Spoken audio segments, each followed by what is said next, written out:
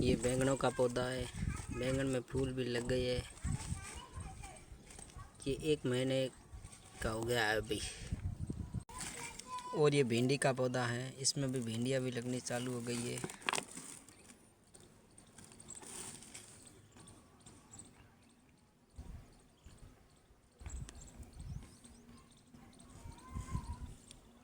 ये भी मिर्ची और भिंडी का पौधा है साथ में।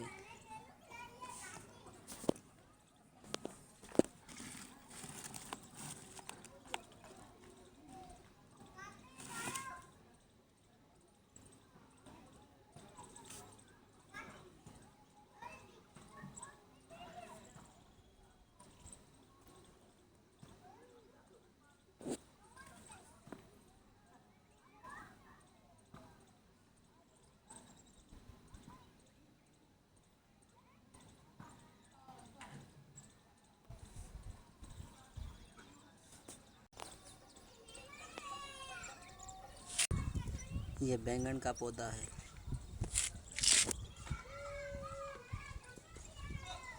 ये मिर्ची का।